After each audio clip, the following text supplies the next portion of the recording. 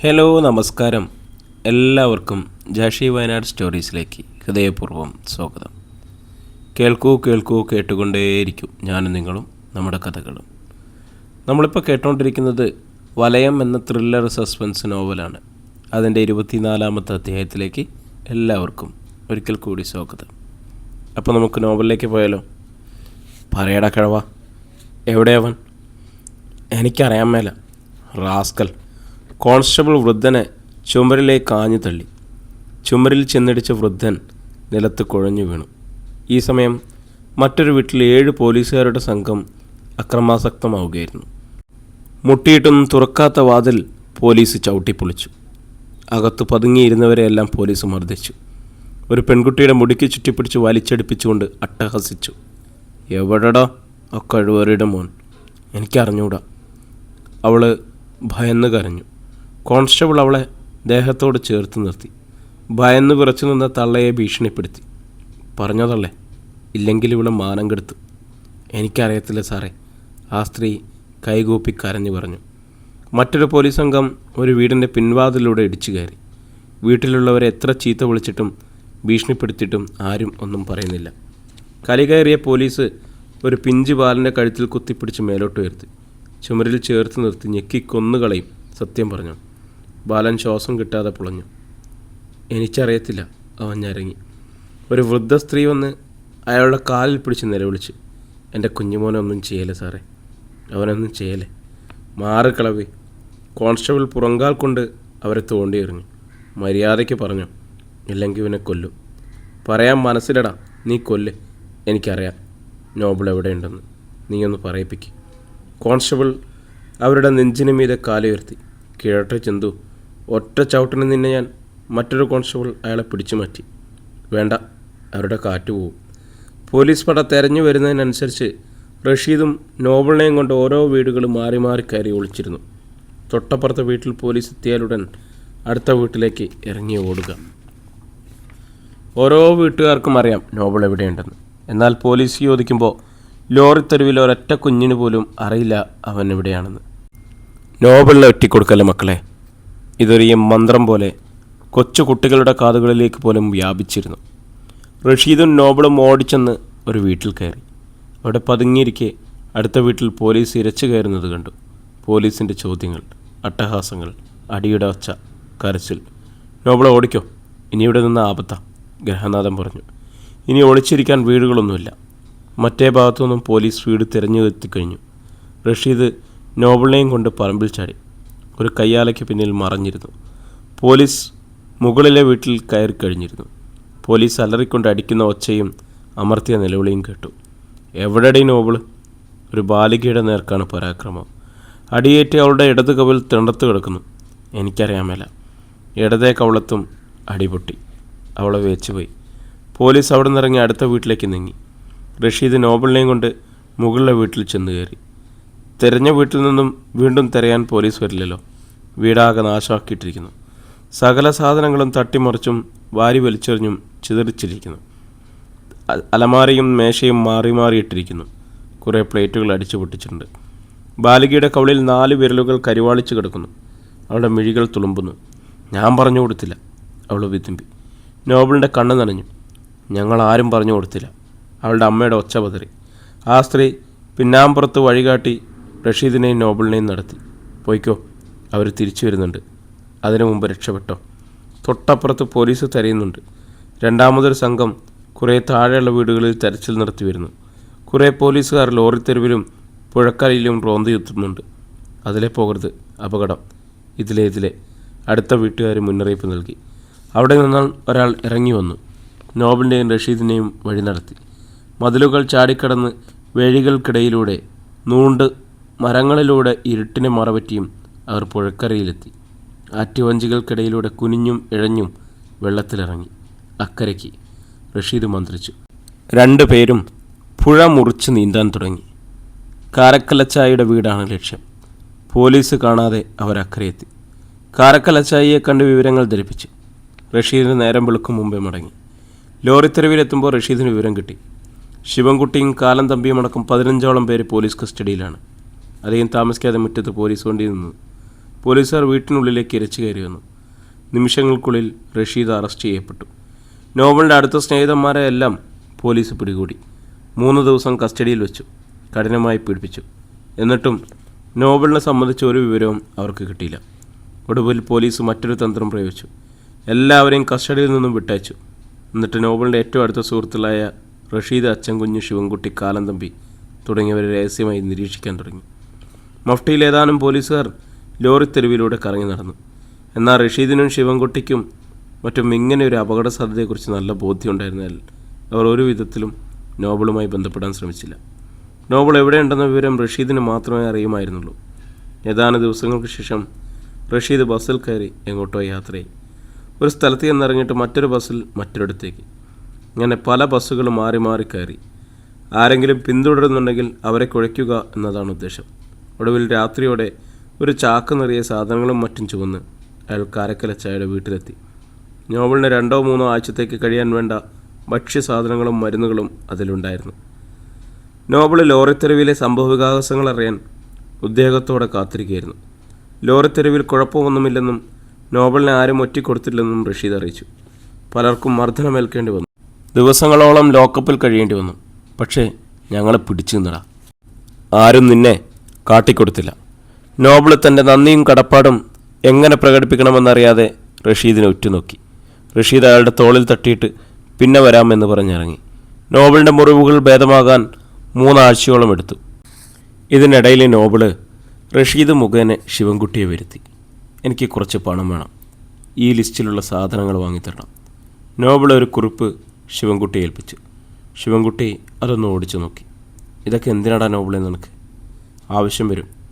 ഒരു തോൾ സഞ്ചിയിലാക്കി വേണം നീ ഇതെല്ലാം കൊണ്ടുവരാൻ. നീ എന്താ വല്ല യുദ്ധത്തിനും പോകുന്നോ? യുദ്ധത്തിന് തന്നെ, അല്ലെങ്കിൽ ജയിലിൽ ചാടേണ്ട കാര്യമില്ലല്ലോ. പിന്നെ ഒരു സഹായം കൂടി നീ എനിക്ക് ചെയ്തു തരണം. എന്താടാ? എൻ്റെ മോനെ എനിക്ക് അവസാനമായിട്ടൊന്ന് കാണണം. നിനക്കറിയാം അവനെവിടെയുണ്ടെന്ന്. മരിക്കുന്നതിന് മുമ്പ് അമ്മയത് നിന്നോട് പറഞ്ഞിട്ടുണ്ട്. ശിവൻകുട്ടി തെല്ലുനേരം ആലോചനയിലുണ്ടു. ഇപ്പോഴല്ലാതെ ഇനി ജീവിതത്തിലൊരിക്കലും എനിക്കെൻ്റെ മോനെ കാണാനൊക്കില്ലടാ. അതുകൊണ്ടാണ്. നോബലിൻ്റെ ഒച്ച പതറി. ശിവൻകുട്ടി സമാധാനിപ്പിക്കുന്ന മട്ടിൽ അവളുടെ കൈപിടിച്ചമർത്തി. യാത്ര തിരിക്കുമ്പോൾ നോബൽ റഷീദിനെയും അച്ചൻകുഞ്ഞിനെയും തമ്പിയെയും മോഹനെയും വർഗീസിനെയൊക്കെ കണ്ട് യാത്ര പറഞ്ഞു. അയാൾ എങ്ങോട്ടാണ് പോകുന്നതെന്ന് മാത്രം അവർക്കറിവുണ്ടായിരുന്നില്ല. അധ്യായം 42. മദർ തൻ്റെ മുൻപിൽ നിൽക്കുന്നയാളെ വീണ്ടും വീണ്ടും നോക്കി. അപ്പോൾ സോളമൻ്റെ ഫാദർ നിങ്ങളെന്നാണോ അവകാശപ്പെടുന്നത്? അപ്പു എന്നാണ് ഞങ്ങൾ അവനെ വിളിക്കാറ്. അതെ അപ്പു. ഞാൻ അവകാശം ചോദിക്കാനോ പറയാനോ വന്നല്ല. എനിക്ക് അവനെ ഒന്ന് കണ്ടാൽ മതി. അവൻ പ്രെയർ ഹാളിലേക്ക് പോയിരിക്കുകയാണ്. നിങ്ങൾ വെയിറ്റ് ചെയ്യൂ. നോബിൾ സന്ദർശകർക്കുള്ള ഹാളിൽ ചെന്ന് കാത്തിരുന്നു. 15 മിനിറ്റ് കഴിഞ്ഞപ്പോൾ കോറിഡോറിൻ്റെ അങ്ങേയറ്റത്തു നിന്നും മദറിനോടൊപ്പം അപ്പു വരുന്നത് കാണായി. പാൻസും ഷർട്ടും ഷൂസുമൊക്കെ ധരിച്ച് തലയുയർത്തിപ്പിടിച്ച് നടന്നു വരികയാണവൻ. അവനെ പൊക്കം വച്ചിരിക്കുന്നു. കുറേ കൂടി വെളുത്ത് മിനുങ്ങിയിട്ടുണ്ട്. നോബിൾ എഴുന്നേറ്റ് നിന്നു. അപ്പോഴാണ് അപ്പു അയാളെ കണ്ടത്. പിടിച്ചു കെട്ടിയതുപോലെ അവൻ നിന്നു. പിന്നെ അപ്പാ എന്ന് കോറിഡോറിലെമ്പാറും മുഴങ്ങും വിധം നിലവിളിച്ചുകൊണ്ട് ഒറ്റ ഓട്ടമായിരുന്നു. അവന് 2-3 വയസ്സുള്ളപ്പോൾ ചെയ്യാറുണ്ടായിരുന്നത് പോലെ ഓടിച്ചെന്ന് നോബിളിൻ്റെ ദേഹത്തേക്ക് ചാടിക്കയറി. കഴുത്തിൽ കൈയുറ്റി. ഭാരം കൊണ്ട് നോബിൾ വേച്ച് വീഴാൻ പോയി. നോബിൾ വല്ല വിധേനയും അവനെ പിടിച്ചു താഴെ നിർത്തി. അവൻ്റെ മുഖം കൈവിളയിൽ താങ്ങി. അവന് വന്ന മാറ്റങ്ങളിലേക്ക് ഉറ്റുനോക്കി. ലോറിക്കാരൻ നോബിളിൻ്റെ മകൻ തന്നെ ഈ കൊച്ചുമിടുക്കൻ. ഇന്നലെയോ മിനിഞ്ഞാന്നോ തൻ്റെ മടിയിൽ കിടന്ന് തൊള്ള കീറിക്കരഞ്ഞ, തൻ്റെ നെഞ്ചിൽ ചവിട്ടിക്കുതിച്ചു വളർന്ന, തൻ്റെ വിരലിൽ തൂങ്ങി പിച്ച വെച്ച ചെക്കൻ തന്നെയോ ഇവൻ. അഭിമാനം കൊണ്ട് നോബിളിൻ്റെ കണ്ണുകൾ തുളുമ്പി. അപ്പുവിൻ്റെ കണ്ണുകളിലും നനവൂറിയിരുന്നു. നോബിൾ അവനെ നെഞ്ചോട് ചേർത്ത് പിടിച്ച് മൂർധാവിൽ ചുംബിച്ചു. അവൻ്റെ ശരീരത്തിൻ്റെ ഇളം ചൂട് സ്നേഹപ്രവാഹമായി തൻ്റെ ഹൃദയത്തിലേക്ക് കിടക്കുന്നത് പോലെ തോന്നി നോബിളിന്. മോനിവിടെ സുഖമാണോ? അപ്പു തലയാട്ടി. അപ്പം എന്നാ ജയിലിൽ നിന്ന് വന്നേ? അത് കുറേ ദിവസമായി. ഇനി പോണോ അപ്പോൾ? അപ്പം എന്താ അമ്മയും പൊന്നിനെയും കൊണ്ടുവരാഞ്ഞ്? അതിപ്പോൾ അവർക്ക് വരാൻ പറ്റില്ലല്ലോ മോനെ. അമ്മ എവിടെയാ അപ്പാ? പൊന്നുമോളെവിടെയാ? മുത്തശ്ശി എവിടെയാ? അവരെന്തേ അപ്പൂനെ കാണാൻ വരാഞ്ഞ്? അവരിനി ഒരിക്കലും വരില്ലേ അപ്പാ? എൻ്റെ കൂട്ടുകാർ പറയാ മരിച്ചു പോയാൽ പിന്നെ ഒരിക്കലും കാണാനൊക്കില്ലെന്ന്, ഒരിക്കലും തിരിച്ചു വരില്ലെന്ന്. നേരാണോ അപ്പ? വധുവിടെ നോബിളിൻ്റെ മുഖം മുറുകി. എനിക്ക് എല്ലാവരെയും ഒന്ന് കാണണം. പൊന്നൂനെ കാണണം, മുത്തശ്ശിയും കാണണം. എനിക്കെല്ലാവരെയും കാണാൻ കൊതിയാ. അപ്പോൾ കെഞ്ചി. നോബിൾ നിറകണ്ണുകൾ അവൻ കാണാതിരിക്കാൻ മുഖം മേലോട്ട് ഉയർത്തി. ചിലപ്പം രാത്രിയിൽ എനിക്ക് ഉറക്കം വരികയില്ലപ്പാ. എനിക്ക് ആരുമില്ലെന്ന് തോന്നും.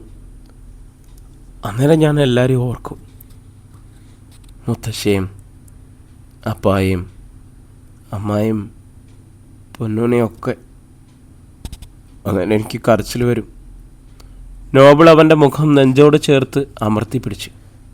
അയാളുടെ കൈ വിറച്ചു. ഇന്നാൾ ഞാൻ സ്വപ്നത്തിൽ പൊന്നൂനെ കണ്ടപ്പാ. പൊന്നു ഒരു മഞ്ഞ ഉടുപ്പിട്ടുകൊണ്ട് എന്നെ വിളിച്ച് ചിരിച്ചുകൊണ്ട് എൻ്റെ അടുത്തേക്ക് ഓടി വന്നു. എന്നെ കെട്ടിപ്പിടിച്ചൊരു ഉമ്മ തന്നു. അന്നേരം അമ്മ വന്ന് പൊന്നൂനെ വഴക്ക് പറഞ്ഞ് വിളിച്ചുകൊണ്ട് പോയി. അമ്മ എന്നോട് മിണ്ടിയില്ലപ്പാ. അവൻ പെട്ടെന്ന് ഏങ്ങലടിച്ച് കരയാൻ തുടങ്ങി. കരയാതെ മോനെ, നോബിൾ ഗദ്ഗതത്തോടെ പറഞ്ഞു. ആ സിസ്റ്റർ കാണും, കരയല്ലേ. ഉറക്കം തെളിഞ്ഞ് നോക്കിയപ്പോൾ അമ്മയും കണ്ടില്ല, പൊന്നൂനെയും കണ്ടില്ല. പിന്നെ ഞാൻ ഉറങ്ങിയില്ല വെളുക്കുന്നവരെ. നോബിളിനെ അവനെ ആശ്വസിപ്പിക്കാൻ വാക്കുകളൊന്നും കിട്ടിയില്ല. അപ്പോൾ കർച്ചീഫ് എടുത്ത് സ്വയം കണ്ണും മുഖവും തുടച്ചു. ഒരു ദിവസം മോനെ കാണാൻ, മോനെ വിളിച്ചുകൊണ്ട് പോകാൻ എല്ലാവരും വരും. അപ്പോൾ അതത്ര വിശ്വാസമായില്ല. എൻ്റെ കൂട്ടുകാരെയൊക്കെ എത്ര പേരാ കാണാൻ വരുന്നത്? അപ്പ, അമ്മ, ചേച്ചി, അങ്കിള്. എന്നെ കാണാൻ മാത്രം ആരുമില്ല. മോനെ കാണാൻ അപ്പ വന്നില്ലേ? ഇല്ലേ? മദർ അവർക്കരിയിലേക്ക് വന്നു. സപ്പറിന് സമയമായി. സംസാരിച്ചു കഴിഞ്ഞെങ്കിൽ മോൻ ചെല്ല്. പോയിക്കോട്ടെ എന്ന അർത്ഥത്തിൽ അവൻ നോബിളിനെ നോക്കി. നോബിൾ അവനെ അണച്ചു പിടിച്ചു. ഒരിക്കൽ കൂടി മൂർധാവിൽ ചുംബിച്ചു. പിന്നെ കോറിഡോറിലൂടെ കൂടെ തിരിഞ്ഞു നോക്കിക്കൊണ്ട് അപ്പോൾ നടന്നകലുന്നത് നോക്കി നോബിൾ നിന്നു. ഇടനാഴിയിലൂടെ തിരിവിലെത്തിയപ്പോൾ അപ്പോൾ കൈ ഉയർത്തി കാട്ടി. പിന്നെ മറഞ്ഞു. മിടുക്കനാ, മദർ പറഞ്ഞു. Very intelligent. പഠിക്കാനും കളികൾക്കും എല്ലാം ശാന്ത സ്വഭാവവും. തൻ്റെ മകനെക്കുറിച്ചാണ് പറയുന്നത്. നോബിൾ തലകുലുക്കി. എന്നാലും എന്തോ ഒരു സങ്കടം അവനുണ്ട്. അവനെ കാണാൻ പോലും ആരും വരാറില്ല. പണമൊക്കെ കൃത്യമായിട്ട് കിട്ടുന്നതെന്ന് മാത്രം. അവനെ ഇവിടെ കൊണ്ടുവന്ന് വിട്ടിട്ട് പോയ ആ സ്ത്രീ ഉണ്ടല്ലോ, അവൻ്റെ ഗ്രാൻഡ് മദർ, അവരെയും പിന്നീട് കണ്ടില്ല. അവർ മരിച്ചുപോയി. നോബിൾ മന്ത്രിക്കും പോലെ പറഞ്ഞു. ഗോഡ്, അതങ്ങനെ സംഭവിച്ചു. എന്നാൽ ഞാൻ ഇറങ്ങട്ടെ. ശരി, കഴിയുമെങ്കിൽ ഇടയ്ക്കിടെ വരണം. അവൻ ആരുമില്ലെന്നുള്ള തോന്നലുണ്ടാവാതിരിക്കട്ടെ. നോബിൾ മറുപടി പറഞ്ഞില്ല. ഇറങ്ങി നടന്നു. അധ്യായം 43. വില്യൻസ് തൻ്റെ റൈഫിൾ ലോഡ് ചെയ്തതിന് ശേഷം തുടച്ചും എനിക്ക് മേശമേൽ വെച്ചു. ജോയൻ്റെ കയ്യിൽ കൈത്തോക്കാണുള്ളത്. എളിയിലൊരു കഠാരയുണ്ട്. ജോർജിക്കുമുണ്ട് ആയുധങ്ങൾ. ജോർജി മുറിയുടെ വാതിലടച്ച് കുറ്റിയിട്ടു. നോബിൾ ജയിൽ ചാടിയെന്ന് അറിഞ്ഞ ശേഷമാണ് ഈ സുരക്ഷാ സന്നാഹങ്ങളൊക്കെ. ചീനാർ എസ്റ്റേറ്റിൽ എത്തിപ്പെടാൻ അവൻ എളുപ്പമായതിനാൽ വില്യംസും സംഘവും ചിത്രപുരത്തേക്ക് പോന്നു. അവിടെയും വീട്ടിൽ താമസിക്കാൻ അവർക്ക് ധൈര്യം വന്നില്ല. ഏലക്കാട്ടിന് നടുവിലുള്ള സ്റ്റോറിനോട് ബന്ധിച്ചുള്ള 2 മുറികളിലായാണ് അപ്പനും മകളും താമസം. പുറം ലോകത്തു നിന്നെത്തുന്ന ഒരാൾക്കും അവിടെ ഒരു കെട്ടിടമുണ്ടെന്ന് അറിയാനേ കഴിയില്ല. മഴക്കാലമായതിനാൽ അങ്ങോട്ടുള്ള വഴിയും ദുർഘടം. നോബിൾ അഥവാ വരികയാണെങ്കിൽ അത് മുൻകൂട്ടി അറിയിക്കാൻ ആളെ ഏർപ്പാടാക്കിയിട്ടുണ്ട്. ആരും അറിയാതെ അവിടെ എത്തിപ്പെടുക ദുഷ്കരമാണ്. എല്ലാ കടമ്പുകളും കടന്ന് എത്തിപ്പെട്ടാൽ നിറതോക്കുകളും കടാരയുമാണ് അവനെ കാത്തിരിക്കുന്നത്. എല്ലായ്പ്പോഴും ജാഗ്രതയോടെയാണ് അവർ കഴിയുന്നത്. വാതിലെപ്പോഴും അടച്ചിട്ടിരിക്കും. രാത്രിയിൽ പരിസര നിരീക്ഷണത്തിന് 5 ബാറ്ററി ടോർച്ചുകളുണ്ട്. കോഴിയിറച്ചി പൊരിച്ചതും കുട്ടിയുടെ അത്താഴവും കഴിഞ്ഞ് അപ്പനും മക്കളും എഴുന്നേറ്റ് കൈയഴുകി പാത്രങ്ങൾ പെറുക്കി ഒരു മൂലയ്ക്ക് മാറ്റി. സ്റ്റോറിൻ്റെ മുകൾ തട്ടിലേക്ക് ജോയൻ ടോർച്ചുമായി കയറി. അവിടെ പുക തള്ളിപ്പോകാൻ ഒരു കിളിവാതിലുണ്ട്. അതിന് വെളിയിലേക്കൊരു പടിയുമുണ്ട്. അവിടെ നിന്നാണ് ടോർച്ച് തെളിച്ച് പരിസരം നിരീക്ഷിക്കുക. ജോയൻ കിളിവാതിൽ തുറന്നതും മുഖത്ത് ശക്തമായ ഒരടിയേറ്റു. അയാൾ ടോർച്ചുമായി പിന്നോട്ട് പറഞ്ഞു. ജോയനൊന്ന് ഞരങ്ങാൻ മാത്രമേ കഴിഞ്ഞുള്ളൂ. കിളിവാതിലൂടെ അകത്തു കയറിയ നോബിള് തോർത്തിൽ മെറ്റൽ വാരിയിട്ട് കെട്ടിയ കിഴി കൊണ്ട് ഒരു ഇടി കൂടി ഇടിച്ചു. അതോടെ ജോയൻ ബോധശൂന്യനായി. ജോയൻ! താഴെ നിന്നും വില്യംസ് വിളിച്ചു. മറുപടിയില്ല. അവൻ വീണോ? ഒന്ന് കയറി നോക്കടാ, വില്യംസ് ജോർജിനോട് നിർദ്ദേശിച്ചു. ചേട്ടാ! ടോർച്ചുമായി ജോർജ് കോണിപ്പടിയിലൂടെ മുകളിലേക്ക് കയറി. ഒരു കരുതലെന്ന നിലയിൽ അവൻ കടാരയോടി പിടിച്ചിരുന്നു. തട്ടിനു മീതേക്ക് അവൻ തല പൊന്തിച്ചതും മെറ്റൽ കിഴി കൊണ്ടുള്ള ഒരടി മുഖത്തേറ്റു. അവൻ കോണിപ്പടിയിൽ നിന്നും മറിഞ്ഞടിച്ച് താഴേക്ക് വീണു. അപകടം മണത്തറിഞ്ഞ വില്യംസ് പെട്ടെന്ന് റൈഫിൾ കടന്നെടുത്തു. ഇറങ്ങി വാടാ റാസ്കൽ, കഴിവേറി, ഇറങ്ങി വാടാ, കമോൺ. നോബിള് ഏതാനും നിമിഷത്തേക്ക് അനങ്ങിയില്ല. പിന്നെ 5 ബാറ്ററിയുടെ ടോർച്ച് കടന്നെടുത്ത് തട്ടിൻ്റെ കവാടത്തിലേക്ക് നീട്ടി. ഒന്നെളിഞ്ഞ് നോക്കിക്കൊണ്ട് വില്യംസിൻ്റെ കണ്ണുകളിലേക്ക് ആഞ്ഞടിച്ചു. ശക്തമായ പ്രകാശമേറ്റ് അയാളുടെ കണ്ണഞ്ചിപ്പോയി. ആ ഒരു നിമിഷം മതിയായിരുന്നു നോബിളിന്. നോബിള് താഴേക്കിറങ്ങി. വില്യംസ് കാഞ്ചി വലിച്ചു. കെട്ടിടം കുലുങ്ങിക്കൊണ്ട് വെടിവെച്ച് മുഴങ്ങി. ചുമരിൽ നിന്നും കുറേ കുമ്മായം മടർന്നു വീണു. വലതു കൈയിലിരുന്ന മെറ്റൽ കിഴി നോബിള് വില്യംസിൻ്റെ തലയ്ക്ക് നേരെ ആഞ്ഞു വീശി. അടിയേറ്റ് അയാളും വീണു. തോക്ക് കയ്യിൽ നിന്നും തെറിച്ചുപോയി. നോബിള് മുകളിലേക്ക് കയറി ജോയനെ കൂടി വലിച്ച് താഴെ ചടിച്ചു. അവരുടെ ശരീരത്തിൽ നിന്നും ആയുധങ്ങൾ നീക്കം ചെയ്തു. അവരുടെ കൈകൾ പിന്നോട്ട് കെട്ടിയ ശേഷം നോബിള് തണുത്ത വെള്ളം തലയിലും മുഖത്തും ഒഴിച്ചു. 3 പേരെയും ഉണർത്തി. ജോയന് ബോധമുണരാൻ കുറേയധികം സമയമെടുത്തു. നോബിളിന് തിടുക്കമൊന്നും ഉണ്ടായിരുന്നില്ല. 3 പേരെയും അയാൾ താങ്ങിപ്പിടിച്ച് കിടക്കറയിൽ കൊണ്ടുപോയി നിർത്തി. സ്റ്റോർ മുറിയിൽ നിന്നും മണ്ണാട്ടിനെടുത്തു കൊണ്ടുവന്ന് വാതിക്കൽ വെച്ച്. വില്യംസ് എഴുന്നേൽക്കാൻ ഭാവിച്ചപ്പോൾ നോബിൾ അടിച്ചിരുത്തി. അയാൾ പുരുകങ്ങൾ ചുളിച്ച് നോബിളിനെ നോക്കി. ഞാൻ തന്നെയാണടാ ലോറിക്കാരൻ നോബിള്, ശരിക്കും കണ്ടോ? നോബിള് പെട്രോമാക്സിനടുത്തേക്ക് നീങ്ങിയിരുന്നു. എന്നിട്ട് വില്യംസിനെ നോക്കി ചിരിച്ചു. ജോയനും ജോർജിയും കട്ടിൽ നിന്നും എഴുന്നേറ്റു. നോബിൾ 5 സെൽ ടോർച്ച് കൊണ്ട് അവരുടെ അടുത്തേക്ക് ചെന്നു. തല അടിച്ചു പൊളിക്കും ഞാൻ. ഉറങ്ങാൻ കടന്നു. സമയമായി. അയാൾ അവരെ പിന്നോട്ട് തള്ളി. വില്യംസ് ചുമരിൽ ചാരിയിട്ടിരിക്കുന്ന നാടൻ തോക്കിന് നേർക്ക് ഇടയ്ക്കിടെ ഒളികിണിട്ട് നോക്കി. കൈ പിന്നിൽ കെട്ടിയിരിക്കുന്നതഴിക്കാൻ അയാൾ ശ്രമിക്കുന്നുണ്ടായിരുന്നു. നോബിളിൻ്റെ മുഖത്ത് കൊലച്ചിരി പരന്നു. അയാൾ മണ്ണെണ്ണട്ടിനെ എടുത്തുകൊണ്ടുവന്ന് 3 പേരുടെയും തലയിൽ കമിഴ്ത്തി. അതിൽ അവരുടെ തലയും വസ്ത്രങ്ങളും കട്ടിലുമെല്ലാം മണ്ണെണ്ണയിൽ വീണ് കുതിർന്നു. ജോർജ് ചാടി എഴുന്നേറ്റു. മണ്ണെണ്ണട്ടിൻ തോളുകൊണ്ട് തട്ടിയിടാനും നോബിളിനെ തല കൊണ്ട് ഇടിച്ചു നീക്കാനും ഒരു ശ്രമം നടത്തി. അതേ നിമിഷം തന്നെ വില്യംസും ജോയനും കാലുകൊണ്ടും തലകൊണ്ടും നോബിളിനെ ആക്രമിച്ചു. നോബിൾ ജോർജിയെ കിടക്കയിലേക്ക് തന്നെ ചവിട്ടിത്തള്ളി. വില്യംസിൻ്റെ തലയിൽ മണ്ണെണ്ണട്ടിൻ കൊണ്ട് ഒരിടിയിടിച്ചു. അത് ചളുങ്ങിപ്പോയി. വില്യംസ് തല ഇറങ്ങി കട്ടിലിൽ തന്നെ ഇരുന്നു. ജോയൻ്റെ മുഖത്തു നിന്നും കുറേശ്ശെ ചോര പൊടിയുന്നുണ്ടായിരുന്നു. മെറ്റൽ കിഴി അവനാണ് ശരിക്കും ഏറ്റത്. ജോയനെ നോബിൾ മെല്ലെ പിടിച്ചിരുത്തി. കയ്യിൽ പുരണ്ട മണ്ണെണ്ണയെല്ലാം തുടച്ചു കളഞ്ഞു. പിന്നെ തീപ്പെട്ടി ഉരിച്ചു. അപ്പോൾ വില്യംസും ജോയനും അത്യുച്ചത്തിൽ, ജോർജിയും അലറി. കൊടും ഭീതിയാൽ പുറത്തേക്ക് തള്ളി നിന്ന് അവരുടെ കണ്ണുകളിലേക്ക് നോക്കി ചിരിച്ചുകൊണ്ട് നോബിൾ തീപ്പെട്ടിക്കുള്ളി ഊതിക്കെടുത്തി. പിന്നെ വില്യംസിൻ്റെ അടുത്ത് നിന്ന് ഒരു തീപ്പെട്ടിക്കുള്ളി കൂടി ഉരച്ച് അത് വില്യംസിൻ്റെ മണ്ണെണ്ണ വീണ് നനഞ്ഞ വസ്ത്രത്തിലേക്ക് നീട്ടി. വേണ്ട വേണ്ട, അരുത്, നീ തീ വെക്കരുത്. നോബിൾ ദൈവത്തെ ഓർത്ത് എന്നെ കൊല്ലരുത്. നിനക്ക് ഞാൻ എന്തും തരാം. നോബിൾ ചിരിച്ചുകൊണ്ട് തീപ്പെട്ടിക്കുള്ളി വീണ്ടും നീട്ടി. വില്യംസ് തന്നെ അത് ഊതിക്കെടുത്തി. മിടുക്കൻ. നോബിൾ കൈ നിവർത്തി അയാളുടെ ഇടത്തെ ചെകിട്ട് താഞ്ഞടിച്ചു. അടുത്ത അടി വലത്തെ ചെകിട്ടിൽ. തൻ്റെ കൈ തരിച്ച് കുഴയുവോളം നോബിൾ മാറി മാറി അടിച്ചു. വില്യംസിൻ്റെ കവളും പൊട്ടി. കടവായ്ക്കോണിലൂടെയും മൂക്കിലൂടെയും കറുത്തീയം ഉരുക്കിയിറങ്ങുന്നത് പോലെ ചോര ഒഴുകി. നോബിള് മണ്ണെണ്ണയും പാതിയോളമുള്ള കുപ്പിയും എടുത്തുകൊണ്ടുവന്നു. വില്യംസിൻ്റെ മുടിയിൽ പിടിച്ച് തല പിന്നോട്ടമർത്തി. കുപ്പിയുടെ കഴുത്ത് വായിൽ തിരുകാൻ ശ്രമിച്ചു. അയാൾ വായി ഇറുകെ അടച്ചു. നോബിള് കുപ്പിയുടെ വായി ഇടിച്ചു കയറ്റി. മണ്ണെണ്ണ കുറേ അയാളുടെ വായിലൂടെ ഒഴുകി. നിന്റെ പുറത്ത് കത്തുന്ന ഒപ്പം തന്നെ അകവും കത്തണം. എൻ്റെ പെണ്ണിനെയും പൊന്നും മോളെയും ചുട്ടു കൊന്നവനല്ലട നീ. നോബിള് പല്ല് കടിച്ചമറി. ഉന്മാദവും പ്രതികാര ലഹരിയും കൊണ്ട് അയാൾ ഭ്രാന്തനായി കഴിഞ്ഞിരുന്നു. പുകയിട്ട് കണ്ണ് കാണാതെ, ശ്വാസം കിട്ടാതെ, തീ പിടിച്ച വസ്ത്രങ്ങളോടെ അവരെന്നെ വിളിച്ച് കരഞ്ഞുകൊണ്ട് തീക്ക് നടുവിൽ കൂടി മരണപ്പേടിയോടെ ഓടുമ്പോൾ നീയൊക്കെ ബ്രാൻഡി കുടിച്ച് രസിക്കുകയായിരുന്നു അല്ലടാ. ആരും അനങ്ങിയില്ല. നിൻ്റെയൊക്കെ കണ്ണിൽ ഇപ്പോഴെനിക്ക് കാണാം അവസാന നിമിഷമെങ്കിലും രക്ഷപ്പെടാമെന്നുള്ളൊരു പ്രതീക്ഷ. എന്നിൽ നിന്നും ഒരു ദയം കിട്ടുമെന്ന് പ്രതീക്ഷിക്കണ്ട. അങ്ങനെയുള്ള ഒരാശയും വേണ്ട.